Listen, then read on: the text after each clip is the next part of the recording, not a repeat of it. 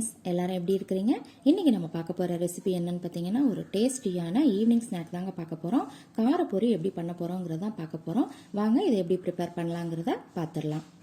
இப்போ கேஸில் ஒரு கடாய் வச்சுருக்குறேங்க. அதில் 2 டேபிள் ஸ்பூன் பக்கம் எண்ணெய் விட்டுக்கோங்க.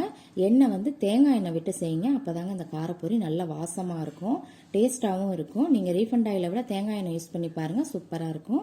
எண்ணெய் சூடானதும் ஒரு 1/4 டீஸ்பூன் கடுகு போட்டுக்கோங்க. அதோட 2 கொத்து கருவேப்பிலை, அப்புறம் 3 வரமிளகாயை கிள்ளி போட்டுக்கோங்க.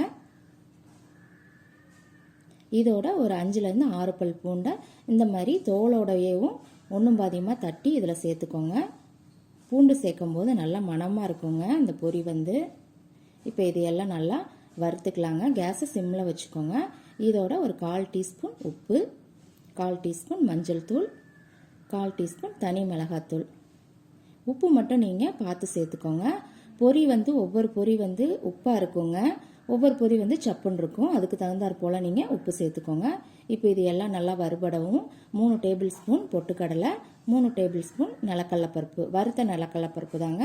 இதையும் சேர்த்து ஒரு 1 நிமிஷத்துக்கு மட்டும் லேசாக வறுத்துக்கோங்க.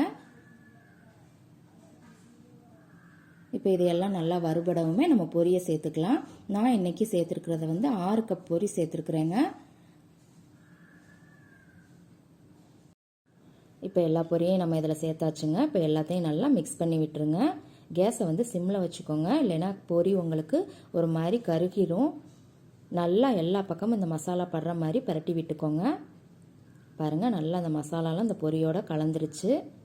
இப்போ கேஸ் ஆஃப் பண்ணிடலாம். ஈவினிங் டீயோட இந்த காரப்பொரியை சேர்த்து சாப்பிட்டீங்க அப்படின்னா சூப்பராக இருக்குங்க.